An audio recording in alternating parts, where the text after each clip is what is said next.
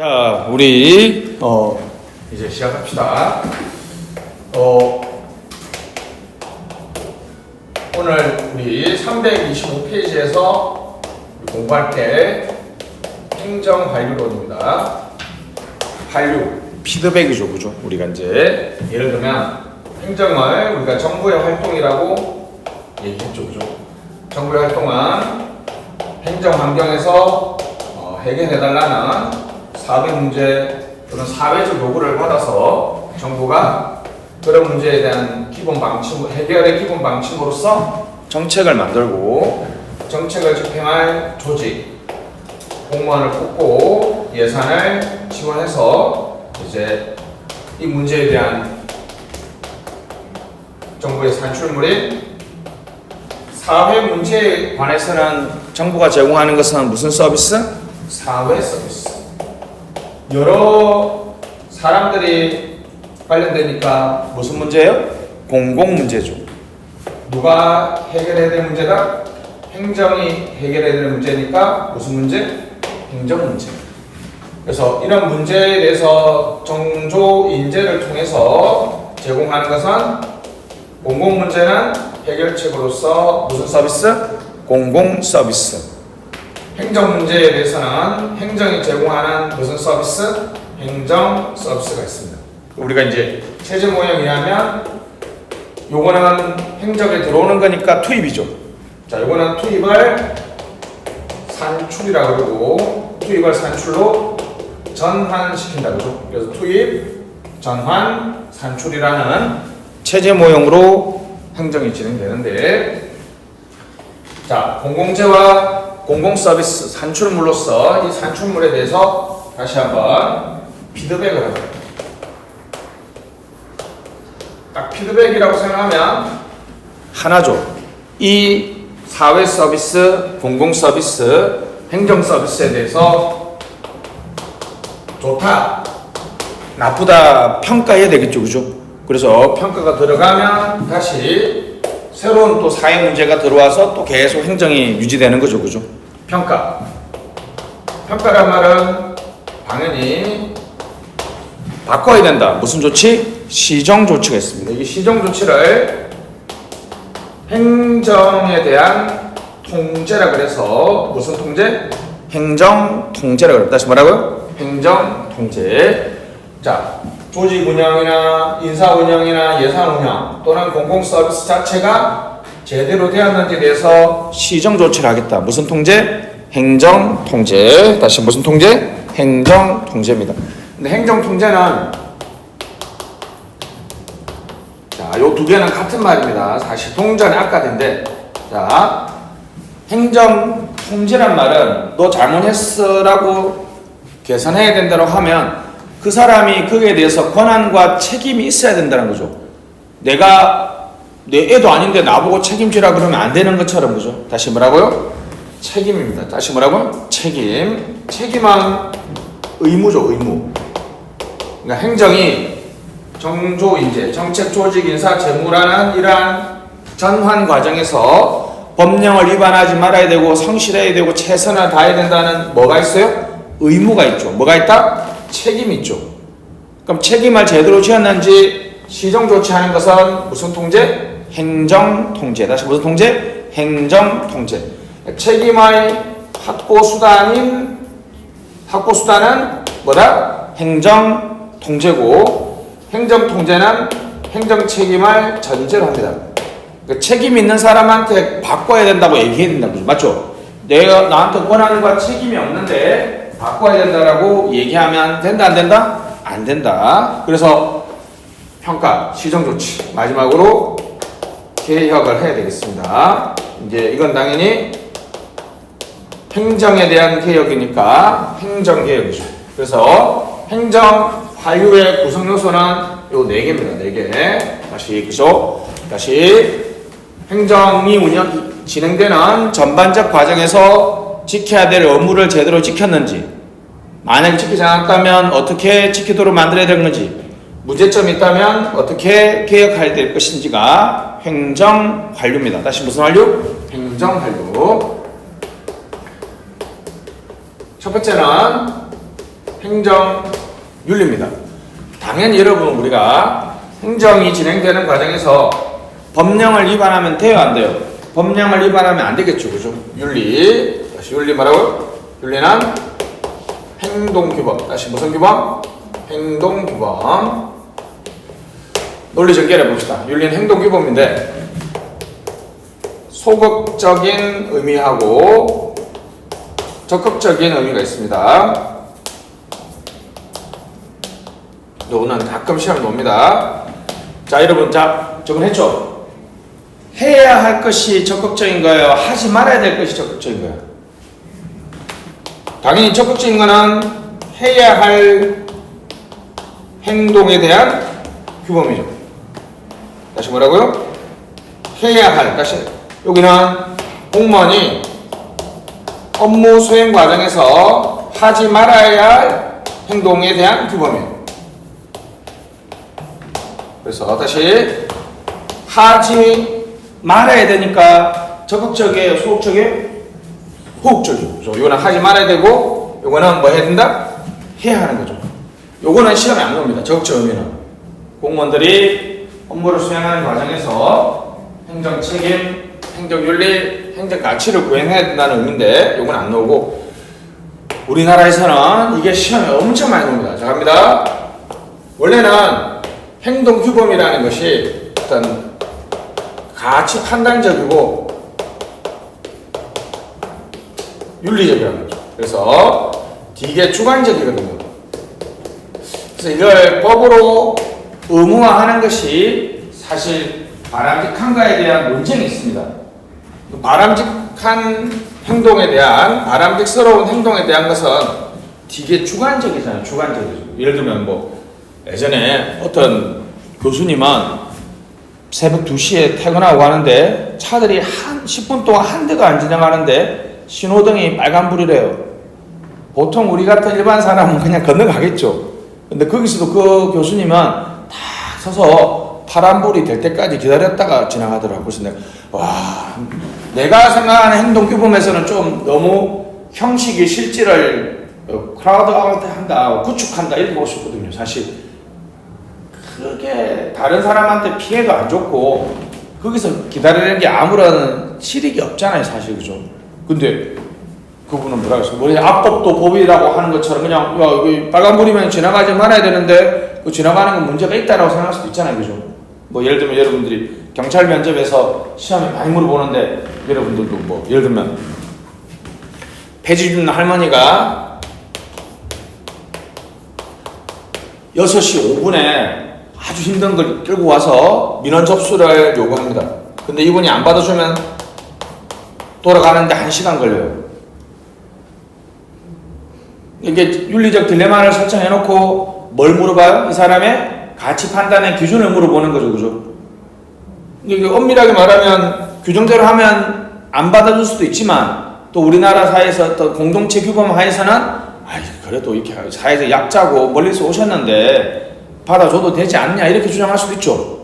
그러니까 이거 윤리라는 것은 행동규범인데 행동규범은 되게 주관적이죠. 그래서 어떤 사람들은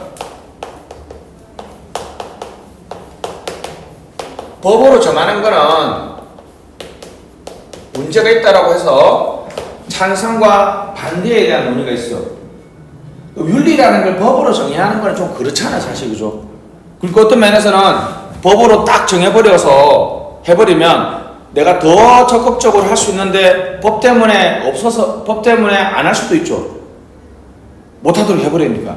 그래서 요 논쟁이 갑자기 있는데, 자, 드디어 여러분 오늘 이제 지옥으로 들어가는 경험을 하시는데, 우리나라에서는 공무원들이 하지 말아야 될 행동을 너무 많이 하니까 그걸 법으로 엄청나게 많이 법제화 해놨어요. 알았죠?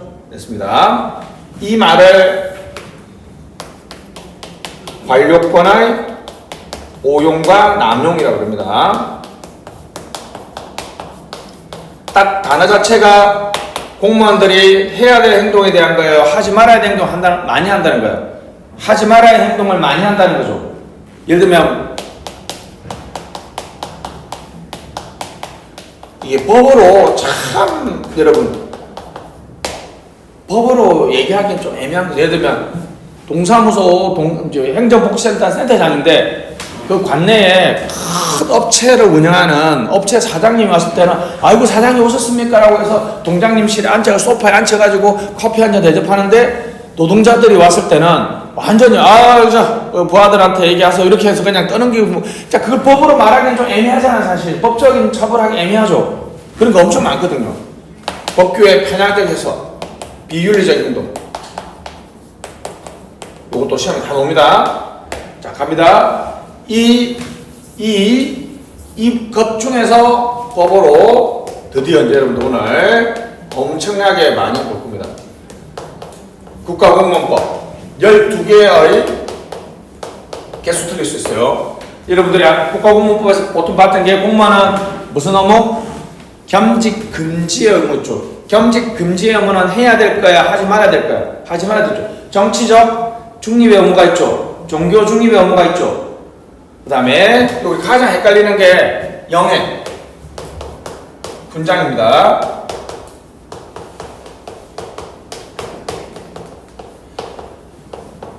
무려 여러분 외국 정부 여러분들이 어디 영국에 놀러 가서 영국에서 갑자기 영국 사람들을 막 50명을 구했어요. 그럼 영국 총리가 훈장을 준다 그러잖아. 그러면 우리나라에서는 대통령의 허가를 받아야 됩니다. 대통령. 소속 장관도 아니고 누구의 허가? 대통령의 허가를 받아야 됩니다. 그래서 여러분들 드디어 뭡니다. 공직자윤리법. 자 앞으로 이거 구분하는 거 시험 잘 봅니다. 공직자윤리법은 재산 등록과 재산 공개 그리고 고위공직자들의 퇴직 후에 무슨 제한? 취업 제한을 규정하고 있습니다. 여기 이제 요거하고 다른 게 이 공직자윤리법에는 외국 정부 선불 요거 시험 잘 나와요. 다시 외국 정부한테 훈장 받지 말라는 거는 어느 법에 있다? 국가공무원법에 있는데 외국 정부한테 선물을 받지 말라는 거는 어디 있다? 공직자윤리법에 있습니다. 이거 좀 조금 느낌이 다르죠, 그죠? 이 금액도 나왔는데 이게 달러 표시만 아시겠죠? 금액도 나왔어요. 몇 달러? 4달러. 재미없냐? 빨리 연호야, 자식아 좀 웃어줘. 4달러. 그래서 4달러 아닙니다. 몇 달러? 100달러야, 100달러. 100달러도 시험에 나왔어. 신고하면 여러분 줄 것 같아요? 이것도 나왔어요. 신고하잖아요. 나 외국정부에서 200달러 받았다 그러면 네나 그래서 국고 기록됩니다. 외국정부에서 100달러 받으면 그냥 신고하지 말고 그냥 가지고 와. 알았지? 나중 걸리면 뭐 잘리면 되지. 그 다음에 흔히 여러분들이 아는 김영란법이라고 하는 정확한 명칭이 뭐라고요? 부정청탁 금품 수수를 금지한다 그래서 무슨 금지법? 청탁금지법입니다. 요거 이제 갑니다. 자, 4, 5, 10, 1호, 30 시작. 4, 5, 10, 1호, 30 시작. 4, 5 요건 시험에 엄청 많이 나왔어요. 4, 5, 10, 1호, 30 자, 여러분들이 친구 그죠? 경조사 다 되는 게 아니야. 결혼식 음식은 얼마? 3만원. 축의금은 얼마? 5만원. 화는 얼마? 10만원까지. 농수산물은 얼마? 15만원까지. 근데 자, 이게 시험에 나왔어요. 명절. 추석 설날에는 농수산물은 얼마까지도 가능하다? 30만원까지 가능합니다. 이거 재작년에 바뀐 거라서 시험에 나왔어요. 알았죠? 자, 3, 5, 10, 1호, 30 시작. 3, 5, 10, 1호, 30 3, 5, 10, 1호, 30 봐야 됩니다. 그 다음에 부정청탁 금지가 있는데 이거보다는 예외가 시험에 잘 옵니다. 요 단어가 중요해요. 예를 들면 연정과 재준이하고 내가 같은 동네에 살아. 쓰레기 처리장이 있으면 좋을 것 같아. 그러면 이제 우리 세 명이 엠빵 해서 한 돈 10만 원 모아서 이렇게 구청장님한테 10만 원 가지고 안 되겠다. 그지? 한 또 500만 원 모았다 합시다. 가서 저쪽 좀 이게 거마 앞에 써시라고 주면서 아이고 설레 수학자 하나 만들어줬어 이렇게 하면 이건 부정청탁이야. 근데 뭐는 부정청탁이 아니에요? 구청 앞에 우리 한 10명 모여서 소각장을 설치하라 설치하라 설치하라 이거는 공개적으로 뭔가를 요구하는 거니까 이거는 부정청탁이 아니지. 그러니까 이제 이 공개적으로라는 단어를 넣은 이유가 뭐냐면 정치가들이 이제 민원 전달을 많이 하잖아요. 정치가들이 이 부정청탁에 걸릴 수 있으니까 또 시민단체들은 시위를 많이 하죠. 그러니까 공개적으로 뭔가를 요구하는 거는 우리가 흔히 말하는 부정청탁은 은밀하게 가서 싹 요구하는 거잖아요. 그지? 그런 거는 부정청탁이지만 요거는 부정청탁이 아닙니다.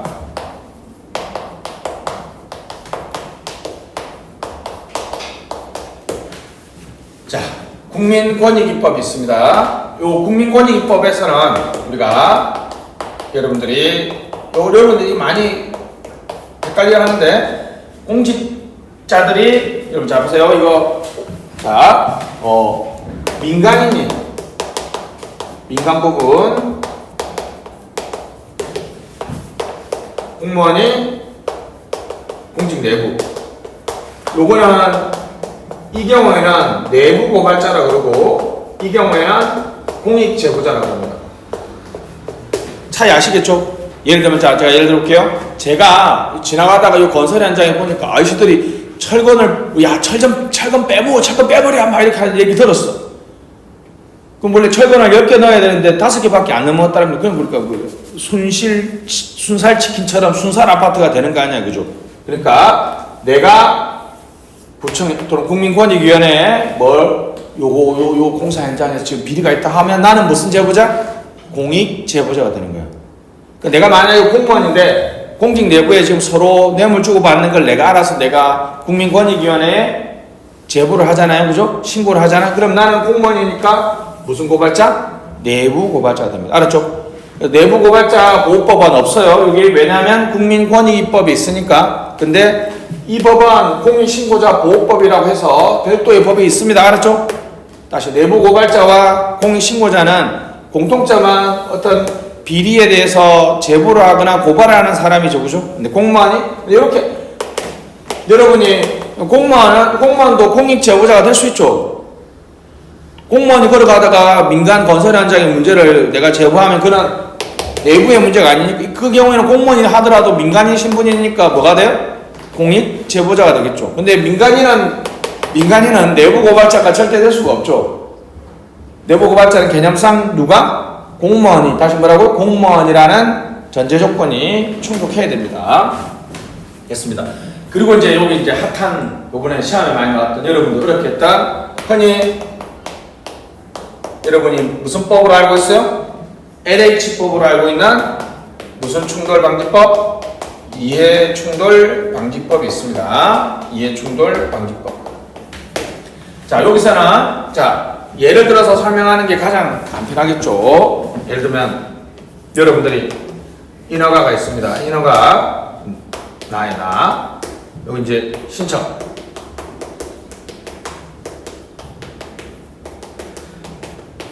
그러니까 이게 한번 해볼게요. 여러분이 인허가를 실질적으로 결정할 수 있는데 이번에 인허가 신청한 신청자 보니까 이 사람은 이제 어리겠지, 그지? 그래 와서 이거 잘 보여. 근데 보니까 이 자식이 어릴 때 나 때리고 했던 학폭 가해자야. 너 잘 만났다. 이렇게 어떻게 해요? 서류가 미비합니다. 한 10번 빠꾸 매기고 이렇게 해서 엄청 괴롭힐 수 있죠. 그러니까 이게 지금 공익적 관점에서는 이 서류가 아무 문제가 없어. 그럼 뭐 해줘야 돼요? 허가해줘야 되죠. 근데 내가 지금 내 트라우마나 학폭 가해자라는 관점에서 사익의 관점에서 바라보면 내가 이놈을 좀 괴롭혀도 되겠죠. 자, 잘 들으세요. 그랬을 때 저번에 몇 번 했는데 내가 업무 수행 과정에서 내가 사적 감정 때문에 내가 일을 잘 못할 것 같다 하면 내가 하는 것은 회피. 그럼 학폭 가해자가 옛날에 나하고 좀 안 좋은 일이 있어서 나를 괴롭힐 수 있잖아요, 그죠? 상대방이 신청하는 거는 기피. 자, 이 사람을 직무 관련자라고 그래. 다시 무슨 관련자? 직무 관련자. 핵심적인 단어는 직접적이죠. 다시 뭐라고요?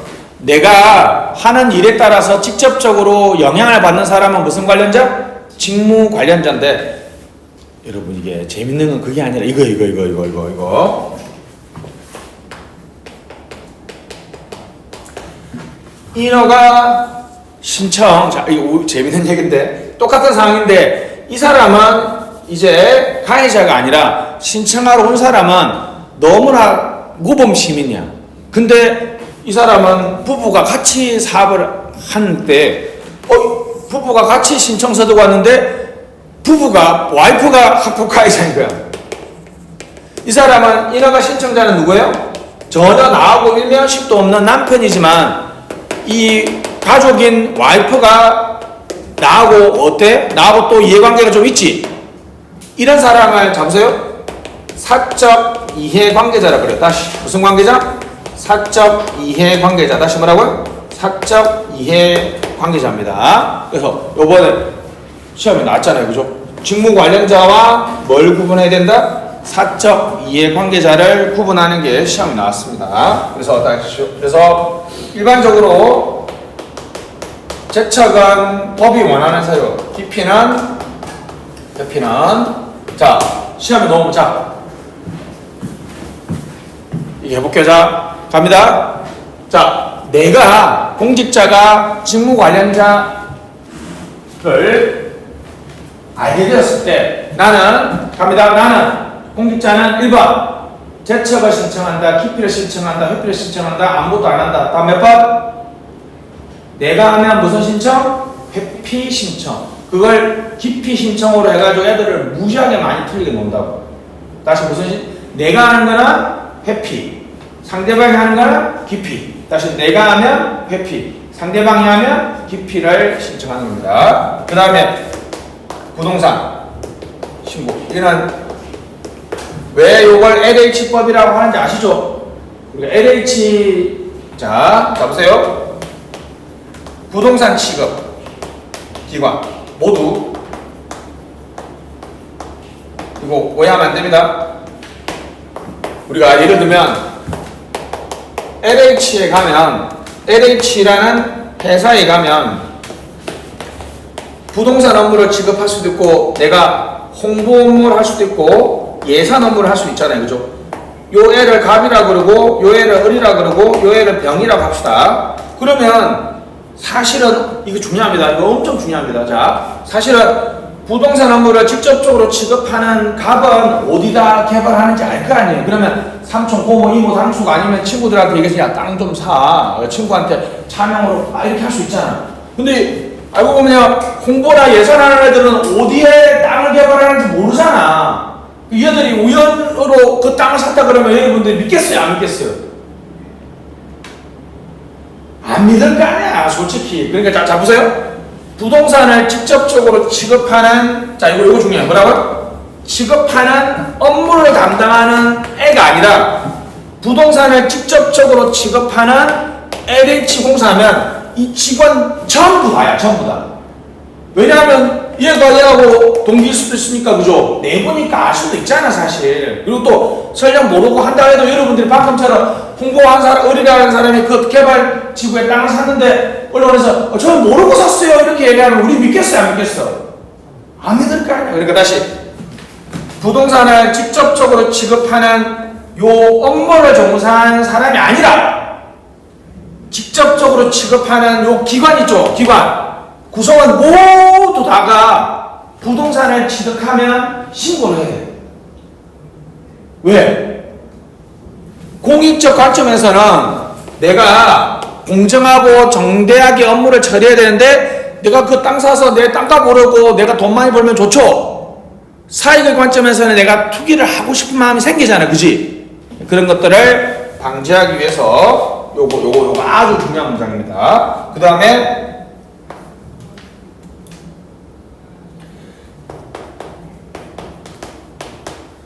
요것도 이제 아주 재밌죠. 왜 이 조항은 왜 있는지 아시겠죠, 그죠? 퇴직 공무원들하고 이제 현직 공무원들이 접촉하는 걸 제한해요. 신고도 합니다. 신고. 이건 뭔지 아시겠죠? 이제 여러분 퇴직 공무원이면 그냥 일반 상식적으로 보면 여러분 선배죠. 선배분이 퇴직해서 어떤 뭐 이해 관련 업체에 이 고문으로 취직하면 그러니까 여러분들 그러면 뭐 별다고 퇴직하면 장관들 어느 뭐 로펌에 가면 연봉이 얼마요? 1억인데 출근을 안 해. 출근을 안 한다니까. 뭐 언제만 출근해요?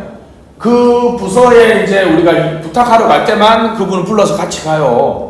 그러니까 로펌은 먼저 나서는 게 아니라 그 분이 먼저 탁 나와서 탁 하면 좀 잘 있었어? 그러면 선배님이잖아. 이 사람은 선배. 선배님 어떤 일입니까? 여기 취업했어. 그러면 어떻게 하면 애는 잘 크고 쏙 해서 어떻게 애 용돈 줘 해서 어떻게 500 괜찮아 500? 500이면 영혼을 팔 수 있어? 어린 거리에 안 잡히는 500 어때? 용돈 해 이렇게 딱 주면 사실 우리나라 정서상 선배님 이렇게 하고 그렇잖아 그지? 선배님 이렇게 할 수도 있고 그죠? 그런데 그 사람들은 마음이 흔들려요. 왜요? 내가 퇴직하면 무슨 일을 해야 돼? 내가 퇴직하면 선배의 일을 이어받아서 내가 해야 되잖아요 그죠? 그러니까 퇴직 공무원들 접촉을 하면 제안하는데 이게 또 들어가 보면 재밌어요. 왜냐하면 돌잔치 같은 거는 또 만약에 퇴직 공무원하고 옛날부터 배드민턴 동호회를 했어. 그건 신고해야 될까? 그런 건 안 해도 돼. 그런 건 안 해도 돼. 재밌습니다. 근데 뭐 예를 들면 뭐 필리핀으로 3박 4일 골프 여행 간다. 어때? 그건 해야 될까? 아닐 것 같아. 그건 해. 이제 하는 거 아는 거를까지 구분하지 아직 안 나왔거든. 노기 전에 붙어야 된다. 놓으면 얼마나 인생이 괴롭겠어요. 그죠? 그러니까 요 정도까지만 기억합시다. 뭐라고요?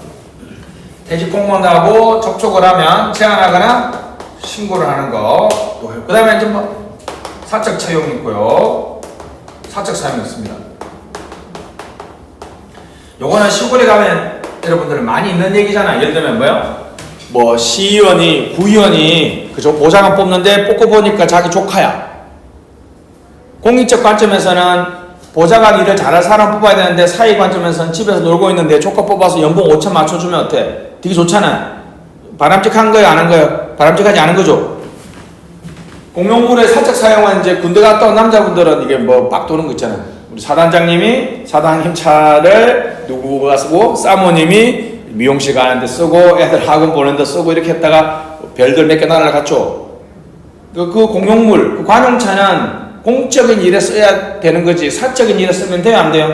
안 되잖아요. 그죠? 이것도 이해 충돌이죠. 공익과 사익의 이해 충돌이기 때문에 안 되지 않습니다. 그죠? 그래서 이렇게 해서 뭐 물론 개별법에 몇 개 더 있는데 그런 거 중요하지 않습니다. 그럼 다시 앞으로 어떻게요? 여기 있는 거 일단은 잘 들으세요. 문제 보시면 이러한 행동규범이 어느 법에 있는지가 가장 먼저 물어봐요. 알았죠? 아까 했잖아요. 군장은 국공법, 선물은 공직자 윤리법. 나머지는 잘 안 나오는데 요게 조금 중요합니다. 자, 비위면직자 취업 제한. 요게 시험에 헷갈릴 수 있으니까 가장 많이 나왔습니다. 다시 무슨 면직자 취업 제한? 비위면직자. 왜 그러냐면 잡으세요. 여기 있죠? 여기. 자, 여러분. 우리나라에서는 4급 이상인데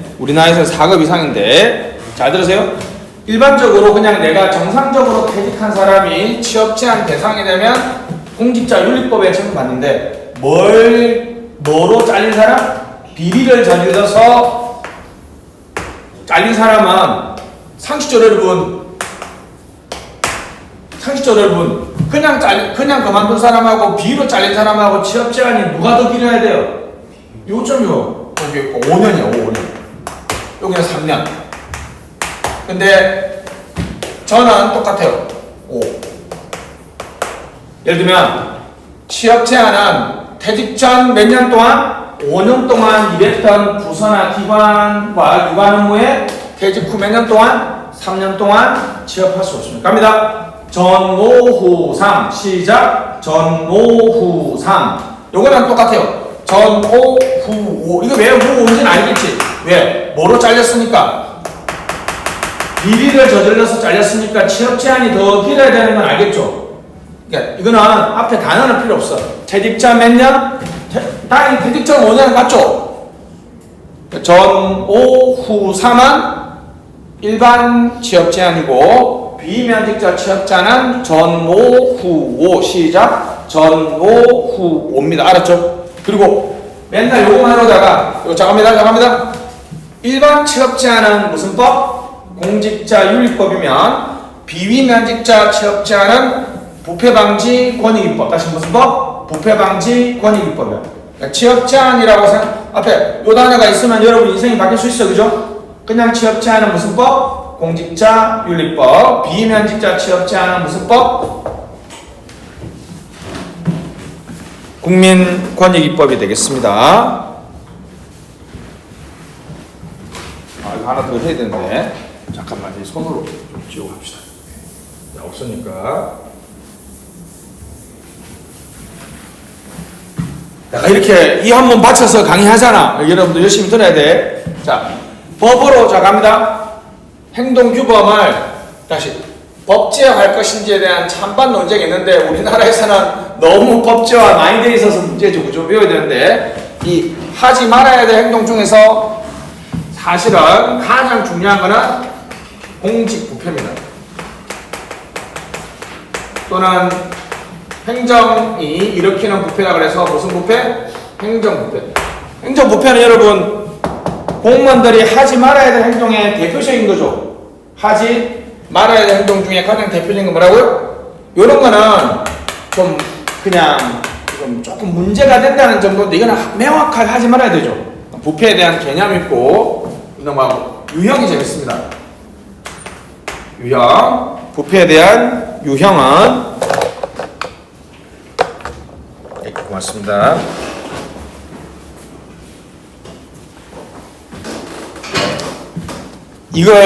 요게 시험에 잘 나옵니다. 자, 갑니다. 부패. 예를 들면 사회적 용인.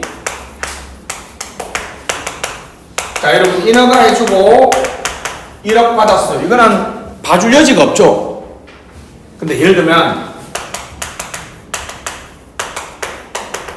실제로 우리나라에서 있었던 일이에요.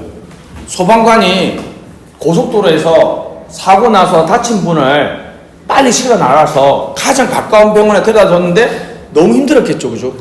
데려다 나가는데 간호사분이 안타까워서 요걸 렛츠비 있잖아요. 렛츠비 시원한 거 500원 하는 거 있잖아요. 그거 이렇게 하나 드시라고 준 거야. 그래서 소방관이 너무 목마르니까 그거 한 잔 마셨는데 그걸 누가 사진을 착 찍어서 이거 혹시 한 잔 보내주고 돈 받은 거 아니냐? 아마 렛츠비 안에 다이아몬드가 있을 거다. 막 이렇게 신고를 한 거야. 여러분 보기 어때요? 물론 엄밀하게 말하면 받아 먹으면 안 되잖아. 근데 우리 사회에서는 그 정도는 뭐 할 수 있어요? 그쵸? 정도는 우리 사회에서 봐줄 수 있잖아, 그지? 그래서 자, 그림 한번 볼게요. 요게 백색이고 요게 흑색이면 요 중간은 흑색과 백색을 섞으면 무슨 색이 돼요? 그쵸? 자, 그런데 예를 들면 방금 받아 먹었던 음료수가 에비앙 생수다. 아니면 꾸준히 받아 먹어서 현우 한번 손 해봐. 손은 딱 네가 걸리는데 만원 정도 받아 먹었다. 봐줄만 해? 3만원 정도는 어때? 5만원 10만원 10만원이 너 봐줄 수 있는 한계야? 윤정은 30, 20, 30, 50 어디까지? 3만원. 오우. 대준이는 3만원. 이거 역시 배포가 크구나. 저는 얼마? 3만원? 10만원. 저도 한 10만원 정도는 우리는 더 금액이 높습니다. 왜냐하면 지금 급해서 안 했는데 여러분 김영란법에 또 재밌는 게 뭐예요? 1년에 얼마? 매 회계년도 100만원 정도 명목무관하게 받으면 이상은 받으면 안 되죠. 1년에 100만원 정도는 그러니까 우리나라 여러분 아직 사회생활 많이 안 해서 그지? 자, 제가 지금 하는 얘기 뭐예요? 자, 그래서 이거 만약에 지금 여기 지금 3만 원 정도를 3만 원짜리 뭐 이렇게 음료수나 아니면 이렇게 뭐 세트를 받았다고 가정합시다. 그러면 지금 우리 기준에서는 10만 원 정도 생각한 사람, 에이 뭐 그 정도는 받을 수 있지라고 생각할 거 아니야. 근데 막 3만 원 정도 생각한 사람들 이것도 처벌해야 된다고 생각하는 거죠. 그러니까 어떤 일부 집단은 묵인을 해주지만 일부 집단은 묵인을 못하죠. 그러니까 봐보세요. 흑색에서 바라보면 회색은 흰색이잖아. 흰색에서 바라보면 회색은 검은색이죠. 다시 그래서 사회적 용인에 따라서 무슨 부패? 누구나 다 부패로 인정하는 무슨 부패? 흑색 부패가 있고 선의의 거짓말처럼 부패이지만 사회적으로 용인될 수 있는 사회적으로 허용되거나 용인될 수 있는 부패를 무슨 부패? 그쵸. 백색 부패라 그러고 일부는 승인하지만 일부는 승인하지 않는 무슨 부패? 흑색 부패가 있습니다. 그리고 제도화된 부패. 우리나라에서는 이렇게 많이 하죠.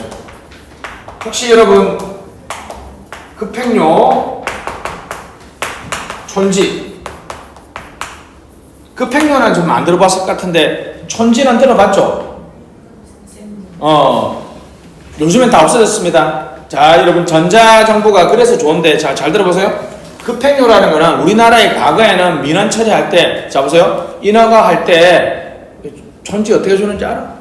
인허가 서류 내잖아요. 서류 봉투 안에 10만 원, 5만 원씩 딱 넣어서 주는 거예요. 그냥 이걸 받았잖아요. 그럼 자 서류 접수 있으면 있잖아. 급행료 있잖아. 그러면 빨리 처리해줘.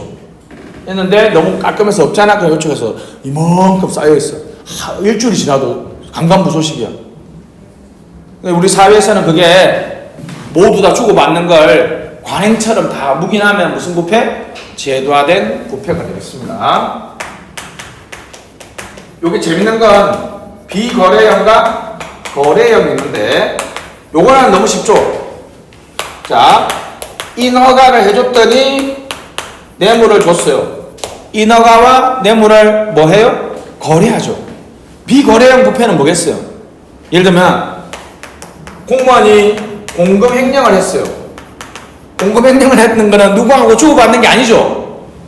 공금 횡령은 누구를 사기친다?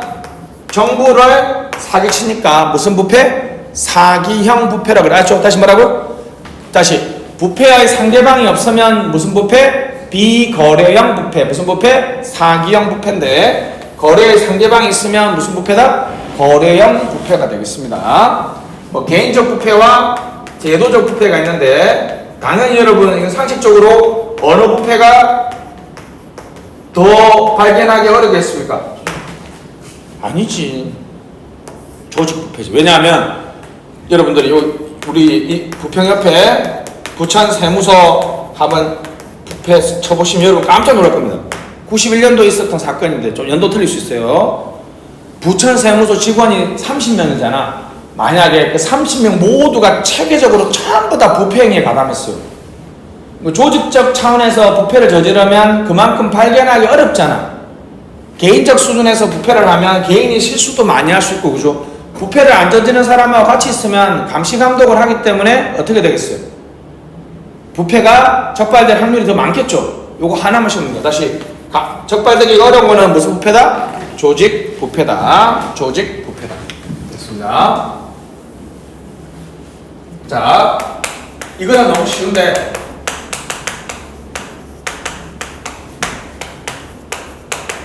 딱 보면 이거는 쉽죠?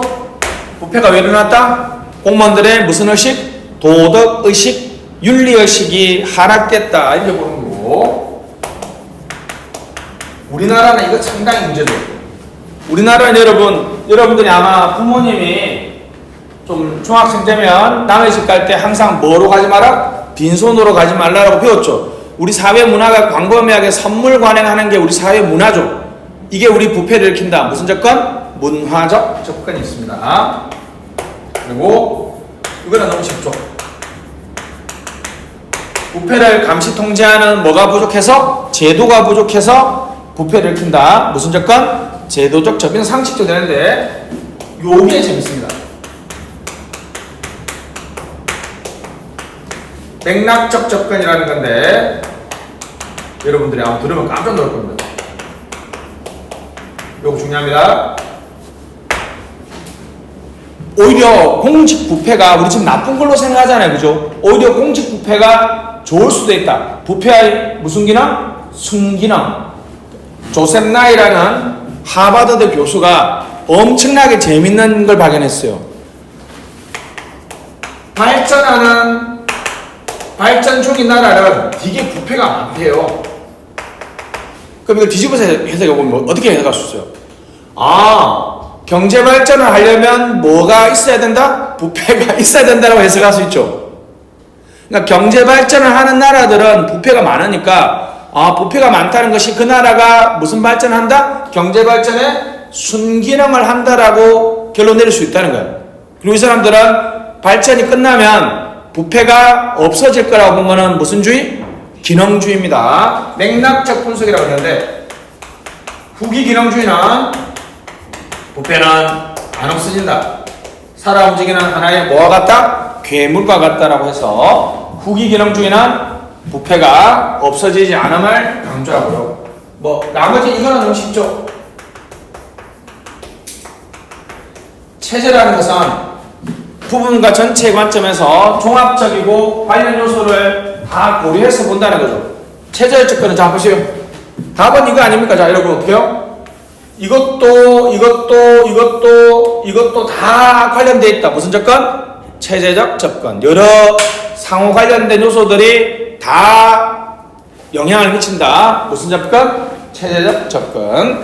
거버넌스적 접근은 정부 내부에서 거버넌스가 민간 협력이니까 정부 내부에서 부패를 통제하는 것보다는 민간 협력을 통해서 부패를 통제하는 게 좋다는 것은 무슨 접근?